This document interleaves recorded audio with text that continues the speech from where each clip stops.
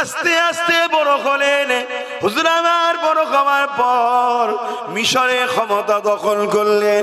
মিশরে ক্ষমতা দখল করার পর হুজুর আমার 12,000 সৈন্য নিয়ে, মাত্র 12,000 সৈন্য নিয়ে রওনা দিলেন মসজিদ আকসাকে জালিমদের হাত থেকে উদ্ধার করার জন্য। জালিমদের সংখ্যা ছিল, মসজিদে আকসাকে ঘিরে রেখেছিল। সালাউদ্দিন আইবি মসজিদে আকসার কিছুটা দূরে গিয়ে একটা তাবু করলেন। ওই তাবু থেকে একটা গুপ্তচর পাঠালেন, যাও মসজিদ আকসার চতুর্দিকটা দেখে আসো, জালিম অত্যাচারীদের সৈন্য সংখ্যা কত এবং তারা কি প্ল্যান প্রোগ্রাম করে রেখেছে দেখে আসো। সালাউদ্দিন আইবির একজন সৈন্য গোয়েন্দা সেজে তাদের মতো সেলিবিয়াদের ড্রেস ধরে মসজিদে আকসার কাছে চলে গেল। গিয়ে ঘুরে এসে সালাউদ্দিন আইবিকে জানিয়ে দিল, হুজুর 4 লক্ষ সৈন্য দাঁড়িয়ে আছে। কত? আর সালাউদ্দিন আইবির কত? 4 লক্ষর হাতে অস্ত্র। আর তৎকালীন সময় সেলিবিয়ারা পৃথিবীর শক্তিশালী ছিল। যেমন এখন আমেরিকা বলছে শক্তিশালী, কেমন শক্তিশালী জানি না, একটা আগুন নিভাতে পারেনি। শুনছেন না শোনেননি? আর ইমানদারের শক্তি কত জানেন না? অ্যামাজন জঙ্গলে আগুন লেগেছিল বছর 5-6 শতক আগে, কম বেশি হবে, জানেন? খবর রাখেন? পৃথিবীতে এই যে গাছ, এই গাছ আছে বলে আমরা বেঁচে আছি, এটা ওসিলা। এই গাছ না থাকলে মানুষ বাঁচবে না। গাছ লাগাও, না হয় এবছরে তো সমীক্ষা বলছে 50-55-র কাছাকাছি গরম যাবে, মানে হাফ বয়েল টাইপের হয়ে যাবে মানুষগুলো। আর যাদের একটু হার্ট দুর্বল, পটপট করে মরবে, দেখবেন পটপট করে মরে যাচ্ছে। বলবেন এসির মধ্যে ঢুকে থাকবো, যারা এসিতে থাকে তারা আরো তাড়াতাড়ি মরে। এই করোনার সময় এসি ওয়ালাগুলোর বেশি ধরেছে, মাঠে খাটার কোনো ধরেছে নাকি? এক কথা ভুল বলছি নাকি? কেন এসিতে থেকে থেকে পোল্ট্রি মুরগি হয়ে যায়। কিছু করার নেই, আমাকেও মাঝে মাঝে একটু গাড়িতে চালাতে হয়, সহ্য করা যায় না। কিন্তু সত্যি কথা বলছি, পোল্ট্রি মুরগি টাইপের শরীর হয়ে যায়। আর যেদিন খাটাখাটনি হয়, ঘাম বেরোয় শরীর থেকে, সেদিন যেন কোনো দুর্বলই লাগে না। আল্লাহর কুদরত দেখুন, ওটা তো মানুষের তৈরি করা, ওই জন্য ও দুর্বল করে। তো যাই হোক, এই গাছ লাগান, গাছ আপনাকে অক্সিজেন দেবে, গাছের জন্যই আবহাওয়া পরিবর্তন হবে, পানি হবে, এলাকা ঠান্ডা থাকবে। কথা বুঝে আসছে? তো অ্যামাজন জঙ্গল পুরো পৃথিবীকে অক্সিজেন দিচ্ছে, এটা আল্লাহরই দান, এটা কোনো মানুষ তৈরি করেন, আল্লাহ তৈরি করেছে। কিন্তু ওই জঙ্গলে আগুন লেগেছিল না লাগিয়ে দিয়েছিল জানি না, যাই হোক ওই জঙ্গল পুড়ে যাচ্ছিল। মন দিয়ে শুনবেন, অনেক চেষ্টা করেছে আগুনগুলো বন্ধ করার, অনেক চেষ্টা করেছে। বড় বড় সব ফ্রান্স থেকে শুরু করে দেশেরা জাহাজে করে পানি দিচ্ছে, বন্ধ করতে পারেনি। যে ব্রাজিল সরকার আজানকে ঘৃণা করে, নামাজকে ঘৃণা করে, সেই সরকার বুঝতে পেরে গেছে সব দিক দিয়েই তো ফেল, এই মোল্লাদের কাছে একবার যাই দেখি। শুনছেন না শোনেন? আজকেও বলে যাচ্ছি, সব জায়গায় যখন হবে না মোল্লাদের কাছেই আসবি, সমাধান এদের কাছেই আল্লাহ রেখেছে। জোরে বলুন সুবহানাল্লাহ, আরো জোরে বলুন। ভালো না লাগলেও নাক সিটকে হলেও আসবি, কমসে কম বেঁচে যাবি। কথা বুঝছেন তো নাকি? আমার দেশে কোনো এক জায়গায় কোনো ধর্মীয় অনুষ্ঠান হচ্ছিল, অত ডিটেলস আমি জানি না তাই খুলে বলছি না। তাদের ধর্মীয় কাজ হচ্ছে, কিন্তু কিছু লোক বলেছে মোল্লাদের নাকি ওখানে যাওয়া যাবে না। এর জন্য আমি খুশি, আমি দুঃখিত নয়, আমি খুশি। কেন যে জায়গায় শিরক হয় সে জায়গায় ইসলাম যেতে আমাদের নিষেধ করেছে। দিন আজমিরি সঞ্জালি রাস্তা দিয়ে যাচ্ছে, একদল লোক আগুনের উপাসনা করছে। গরিবে নওয়াজ বলে, কি করছো তোমরা? না আমরা আগুনের খোদার উপাসনা করছি, আগুন দেবদেবী না কি বলে তার উপাসনা করছি। গরিবে নওয়াজ বললেন কতদিন? বলছে 40 বছর। গরিবে নওয়াজ বললেন 40 বছর যখন উপাসনা করছো তাহলে মহব্বত তো হয়েছে, তো কেউ একজন হাত দাও। তারা কেউ হাত দিতে চাইছে না। তাদের মধ্যে একজন বলল না, পুড়িয়ে দেবে, আগুনের কাজ তো পোড়ানো। গরিবের নওয়াজ বললেন আগুনের ক্ষমতা নাই, পোড়াতে পারে। জোরে বলুন সুবহানাল্লাহ। এই সব ক্ষমতার মালিক কে? আওয়াজ দিয়ে বলুন কে? আগুনের ক্ষমতা আছে? হ্যাঁ, এটাই হলো ঈমান। কথা বুঝে আসছে? আল্লাহর হুকুম হলে আগুন পোড়ায়, আল্লাহর হুকুম না হলে আগুনের ক্ষমতা নাই। তখন তারা যখন এ কথা বলল, গরিবে নওয়াজ বললেন ক্ষমতা নেই। সঙ্গে সঙ্গে একজন বলে উঠলো তাহলে আপনি হাত দেন। গরিবে নওয়াজ বললেন আমি তো আগুনের উপাসনা করি না, তাহলে আমি হাত দেবো কেন? তোমরা যখন বলছো তাহলে দেখো, হুজুরের পায়ে একটা কাঠের খড়ম ছিল। আগে খড়ম জুতো কাঠের হতো, আর আগুন কাঠকে কত পছন্দ করে ভাই, খুব মহব্বত করে না? হ্যাঁ, একদম মিশিয়ে দেয়, এত মহব্বত করে।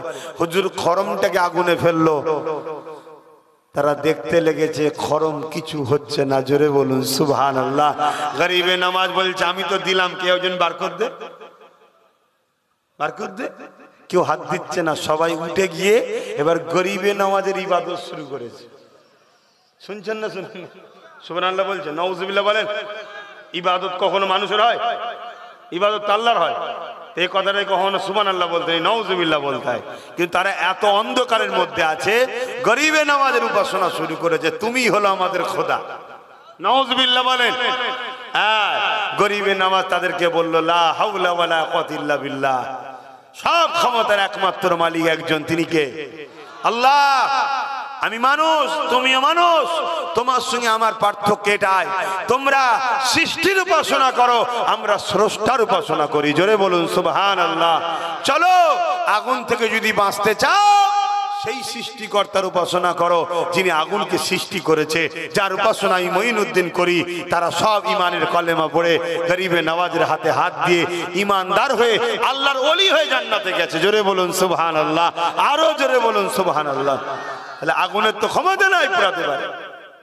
কথা মাথায় ঢুকছে তো ভাইরা আমার? তো যে কথা বলতে গিয়ে চলে গেলাম, সালাউদ্দিন আইবি হুজুরের কথাটা একটু বলবো, কিন্তু ওয়াজ করার মতো পরিস্থিতি নেই, ওয়াজ করার মতো মহল নেই। আপনারা তো ওয়াজ করেন না, ওয়াজ করি আমরা। সামিন আপনারা, সামিন আপনারা, ওয়াইজিন আমরা, বক্তা নয়। এখন তো বক্তা শ্রোতা হয়ে গেছে। বক্তা শ্রোতা আলাউ পার্টির যারা মিটিং করে সেটা বক্তা শ্রোতা। কথা বুঝে আসছে না? না, জনসভা হলো বক্তা শ্রোতা, এটা হলো ধর্মসভা। এখানে আমি ওয়াইজিন, ভালো কথার উপদেশ দাতাকে ওয়াইজিন বলে। আপনারা হলেন সামিঈন, ভালো কথা শুননেওয়ালা। শোনার দরুন আপনাদের গুনাহ মাফ হচ্ছে। জোরে বলুন সুবহানাল্লাহ। কিন্তু সেই সব তো সিস্টেম উঠে গেছে। কথা বুঝে আসছে? এখন জলসা ফ্যাশন হয়ে গেছে। সেই আদব, সেই ভক্তি, সেই ভালোবাসা আছে কোথায়? যা তারপরও সালাউদ্দিন আইবি হুজুরের কানে যখন শুনিয়ে দিল, 4 লক্ষ সেলিবিয়া সৈন্যরা উলঙ্গ তরোয়াল নিয়ে মসজিদ আকসাকে ঘিরে রেখেছে। সালাউদ্দিন আইবি ফজরের নামাজ পড়ে নিয়ে, দরুদের ওজিফা করে নিয়ে, কোরআন তেলাওয়াত করে নিয়ে হুজুর আমার 12,000 সৈন্য সামনে দাঁড়িয়ে গেলেন। বক্তব্য দেবে, খুতবা দেবে, নসিহত করবে বলে দাঁড়িয়ে গেলে। দাঁড়িয়ে গিয়ে বলতে লাগলেন, এ আমার সৈন্যরা, আমি সালাউদ্দিন খবর পেয়েছে সেলিবিয়ারা 4 লক্ষ মসজিদে আকসাকে ঘিরে রেখেছে। এই লড়াই বিরাট খুনি লড়াই হবে, এই লড়াই বিরাট রক্তাক্তের লড়াই হবে। আমরা 12,000, ওরা 4 লক্ষ। এই মোকাবেলাটা অনেক বড় ভারী কষ্টের হবে। তোমাদেরকে আমি সালাউদ্দিন কমান্ডার চিফ হিসাবে স্বাধীন করে দিলাম, তোমরা যে যার ঘরে ফিরে যেতে পারো। আমি তোমাদেরকে জোর করে টেনে নিয়ে যাব না। তবে আমি সালাউদ্দিন এই জিন্দেগি থেকে কি লাভ, যে জিন্দেগি থাকার পরও আল্লাহর ঘর বন্দী থাকবে, জালিমদের হাতে আযান নামাজ বন্ধ থাকবে, এ জিন্দেগি রেখে কি লাভ আছে? আমি সালাউদ্দিন এক খোদার ঘরের জন্য আগিয়ে যাব।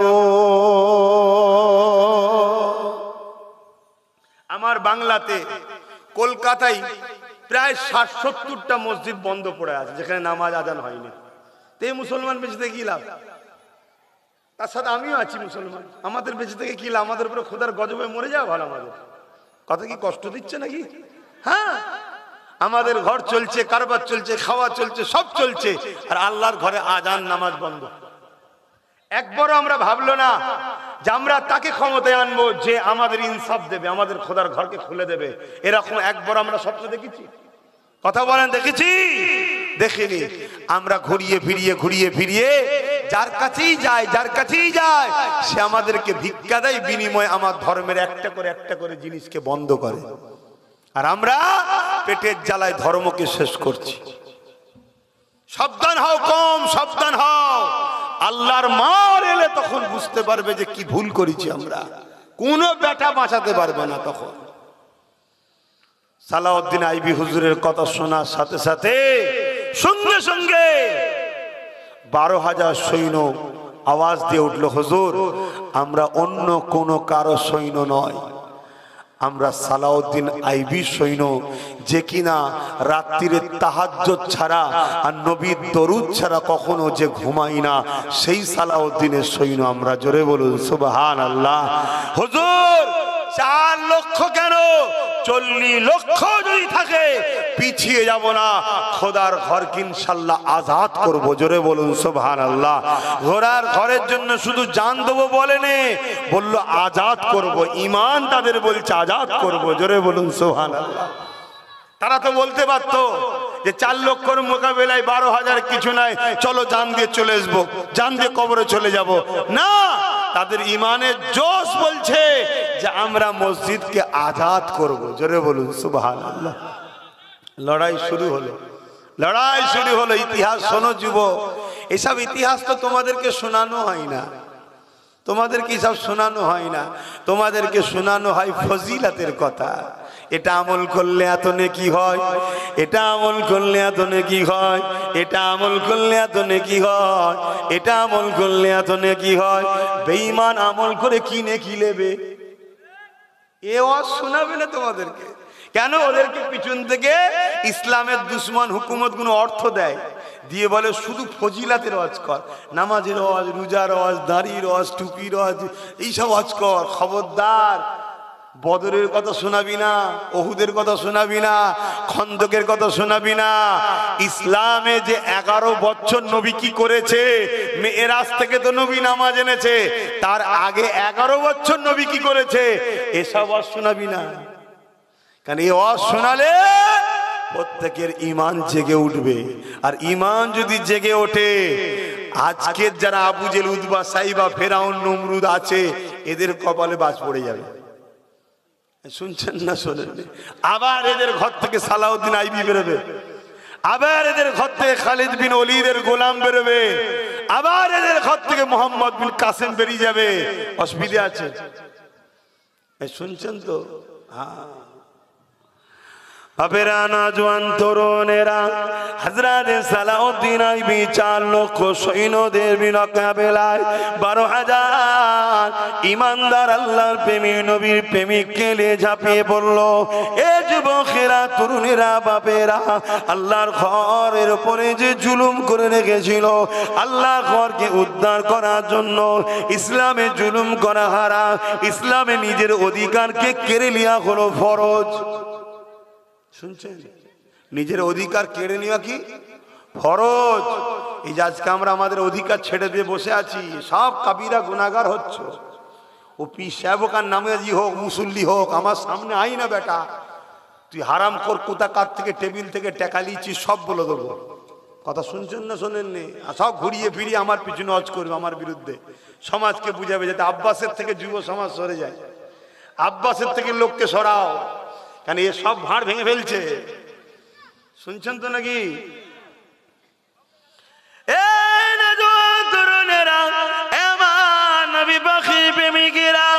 আল্লাহর পাগল, নবীর পাগল, সালাউদ্দিন আইবির মোকাবেলায় এবং তিনার 12,000 সৈন্যের মোকাবেলায় 4 লক্ষ সেলিবিয়ারা শুধু হেরেছে তা নয়, এমন একটা পর্যায় হয়ে গেছে তারা ছুটে পালাবার রাস্তা খুঁজে পাচ্ছে না। আর সালাউদ্দিন আইবির 12,000 তাদেরকে তাড়া করে ধরছে, আর তারা 4 লক্ষ থাকার পরও পালাবার রাস্তা খুঁজে পাচ্ছে না। যুবকেরা, এটা কিসের পাওয়ার? মেন পাওয়ার তো সেলিবিয়াদের ছিল 4 লক্ষ। সালাউদ্দিন আইবির তো ম্যান পাওয়ার ছিল না। এটা কিসের পাওয়ার? শুনে রেখে দেন, অস্ত্র পাওয়ার তো সেলিবিয়াদের ছিল, ম্যান পাওয়ার তো সালাউদ্দিন আইবির ছিল না। তাহলে এটা কিসের পাওয়ার? এ যুবকেরা, এটা পাওয়ার হলো প্রেমের পাওয়ার, ইমানের পাওয়ার। তাদের হৃদয়ে আল্লাহ ও নবীর প্রেম এত ছিল, আল্লাহর ভয়, নবীর ভালোবাসা, ইমান এত ছিল, তারা জানে এই জায়গায় গিয়ে যদি আমি মরতে পারি, আমি মরতে দেরি হবে, জান বেরোবার আগে আল্লাহ জান্নাতটা পেয়ে যাব।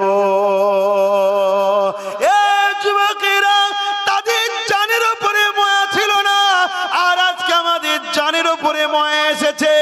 আমরা বেঁচে থাকার স্বপ্ন দেখি বেশি, আল্লাহ জান্নাত পাওয়ার স্বপ্ন দেখি না। তাদের বেঁচে থাকার স্বপ্ন ছিল কম, আল্লাহকে রাজি খুশি থাকার স্বপ্ন ছিল বেশি। এই যুবকেরা, তাদের হৃদয়ে যে ইমানের পাওয়ার ছিল, এই পাওয়ারের কাছে 4 লক্ষর অন্তরে আল্লাহ এদের ভয়টা ঢুকিয়ে দিয়েছে। এই জন্য 4 লক্ষ এদেরকে ভয় করে পালাতে লেগেছে।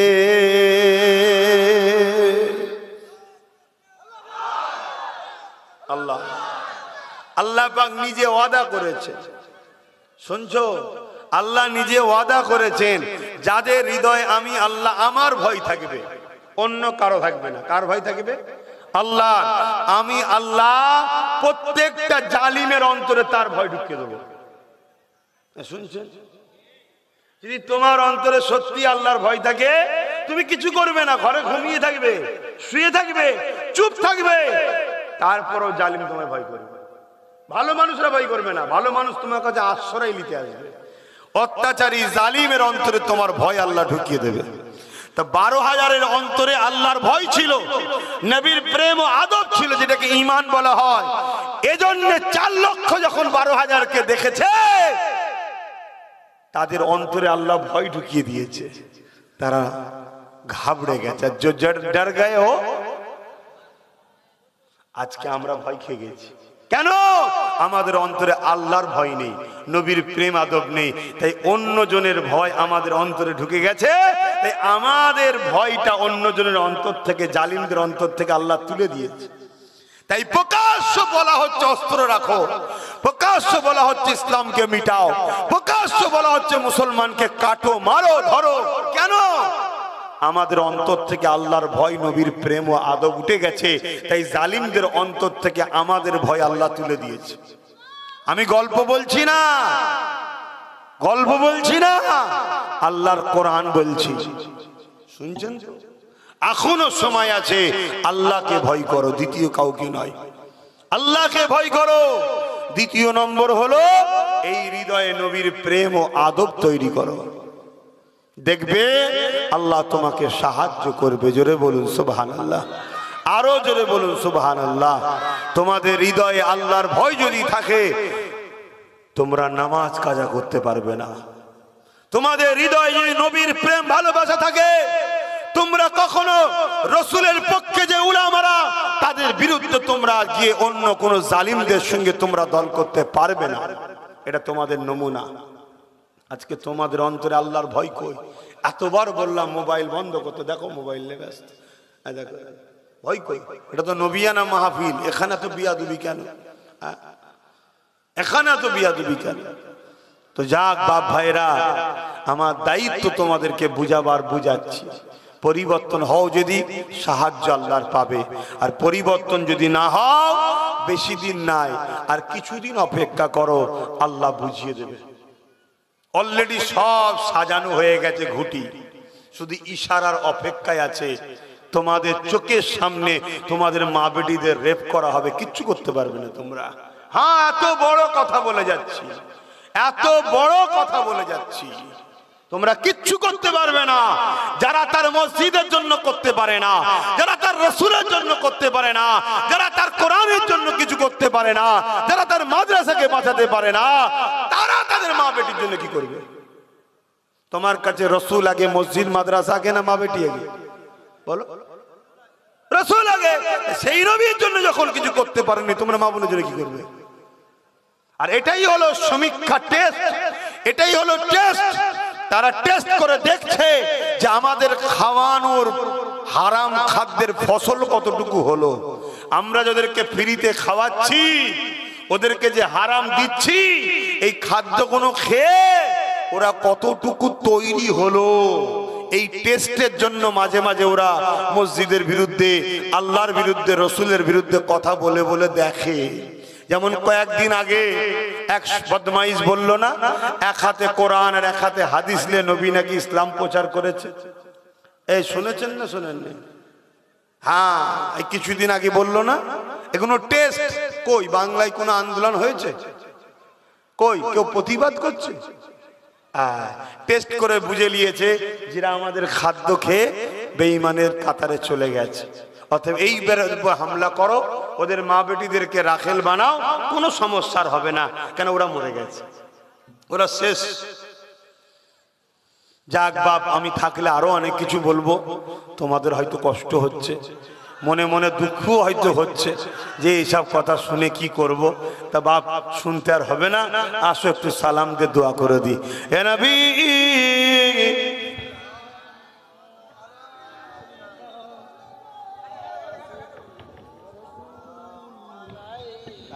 ছেড়ে দাও।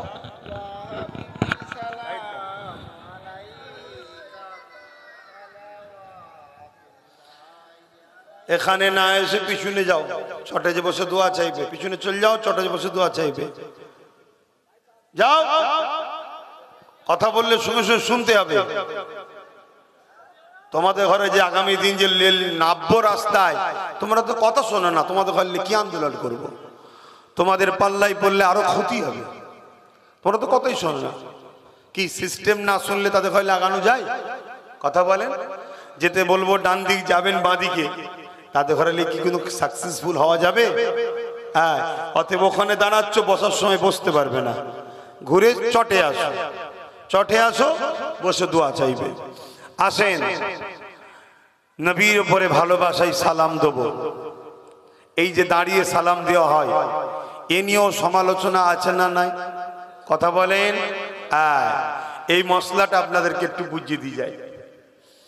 যদি কেউ বসে সালাম দেয়, তাদের সঙ্গে আমাদের কোনো ঝগড়া নাই, কোনো দ্বন্দ্ব নাই। শুনছেন না শোনেন না? কিন্তু আমরা দাঁড়িয়ে সালাম দিই, তাদেরও উচিত আমাদের সঙ্গে ঝগড়া দ্বন্দ্ব না করা। তাহলে তোমার যাটা মন গেছে তুমি করো, আমার যেটা মন গেছে আমি করি। কথা মাথায় শুনছেন না শোনেন না? কেন আমরা দাঁড়িয়ে সালাম দেওয়া? এটা মোস্তাহাব জিনিস, নেকির কাজ, ভালো কাজ, আদবের সাথে আমরা সালাম দিই। আমাদের কাছে আদবটা হচ্ছে দাঁড়ানো, তোমার কাছে আদবটা হলো বসো। তো তুমি তোমার সিস্টেমে থাকো, আমি আমার সিস্টেমে থাকি, ঠিক না বেঠিক? তাই তোমার সঙ্গে আমার কোনো ঝগড়া নাই। কিন্তু আমাদের দাঁড়ানো নিয়ে কেউ যদি সমালোচনা করে, তারা হলো মুনাফেক, গুস্তাখে রাসূল। যদি বলেন কেন কথা বললেন? সাহাবা হুজুররা দাঁড়িয়ে সালাম দিয়েছে, জোরে বলুন সুবহানাল্লাহ। বাবুল আদব কিতাবুল কিয়াম। তোমার কষ্ট হচ্ছে, আমি নবীর আদবে দাঁড়াচ্ছি, তোমার কষ্ট হচ্ছে, তাই তুমি বিরোধী করলে। যদি বলেন কোরআন হাদিসের কোথায় আছে তাই বিরোধী করছি, সবচেয়ে বড় কথা, মোস্তাহাব জিনিসকে কোরআন হাদিসে খোঁজাটাই হলো সব থেকে বড় অশিক্ষিত মূর্খের পরিচয়। কোরআন হাদিসে খুঁজতে গেলে সেটাকে ফরজ হতে হয়, সুন্নাতে মুআক্কাদা হতে হয়, না ওয়াজিব হতে হয়। শুনছেন তো নাকি? এটা হলো মোস্তাহাব। তা মোস্তাহাব জিনিস কোরআন হাদিসে খোঁজা যায় না। এই যে খুঁজছে এটাই সবচেয়ে বড় মূর্খমি। তারপরও আলহামদুলিল্লাহ আমি তো বললাম বাবুল আদব কিতাবুল কিয়াম, নবী পাককে সাহাবারা দাঁড়িয়ে দাঁড়িয়ে সালাম দিয়েছেন, জোরে বলুন সুবহানাল্লাহ। এছাড়াও শুনে রেখে দেন, কোরআনে আল্লাহ দরুদের বেলায় বলেছে সল্লু, তোমরা দরুদ পড়ো। সালামের বেলায় বলেছে সাল্লিমু তাসলিমা, সব থেকে উত্তম ভক্তি ভালোবাসা আদবের সাথে সালাম দাও, জোরে বলুন সুবহানাল্লাহ। আদবের দিক দিয়ে সব থেকে উত্তম কোনটা, জোরে বলুন। তাই আমরা দাঁড়িয়ে দিই। তাহলে দরুদটা বসে দেন কেন? দরুদ পড়লে নেকি হয়। দরুদ পড়লে কি হয়? নেকি হয়। নেকি আমল নামায় লিখা হচ্ছে, নেকি আমল নামায় লিখা হচ্ছে। আর সালাম দিলে দয়ান নবীর জবাব পাওয়া যায়, জোরে বলুন সুবহানাল্লাহ। তাই আমাদের বিবেক, আমাদের আদব বলছে আমরা সালাম দেব, নবী জবাব দেবে, ওই জবাবটা আমরা বসে বসে নিতে পারি না। কেউ যদি বসে লিয়াটা মনে করে পারবো, সে তা সে জবাব দেবে, কিন্তু আমি দেবো দাঁড়িয়ে। তুমি যদি বিরোধী করো তখনই বুঝতে হবে তুমি গুস্তাখে রসুল। আর গুস্তাখে রসুল মানে সে মুনাফিক। তার থেকে আমাদেরকে সতর্ক হওয়া দরকার, নাই ঠকতে হবে। ইয়া নবী সালাম,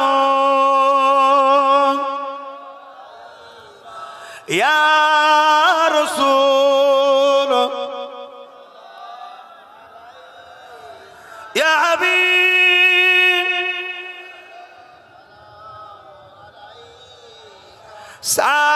সালাম। কঠিন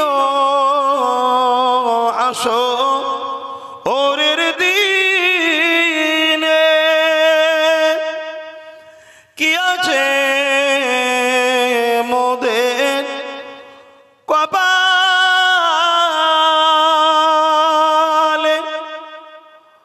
গুনাহগার উম্মাহ আতো আপনার লইবেন সঙ্গে মাহশরে।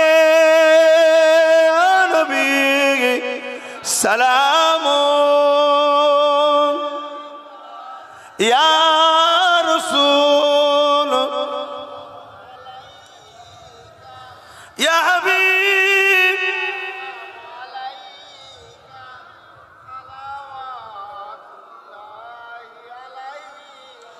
ইয়া নবী মদিনা হতে সব কিছু পারেন দেখিতে, মোদের লাশ কবরে রাখিলে লইবেন আপন করে। নবী সালাম, ইয়া রাসূল, ইয়া হাবিব সালাম। সকলে গায়ে গায়ে বসুন। দুয়া বালাগাল উলা বিকামালিহি কাসাবাত তুজা বিজামালিহি হাসানাত জামিউ সালিহি সাল্লু আলাইহি ওয়া আলিহি। আল্লাহুম্মা সাল্লি আলা সাইয়্যিদিনা মাওলানা মুহাম্মদ ওয়া আলা আলিহি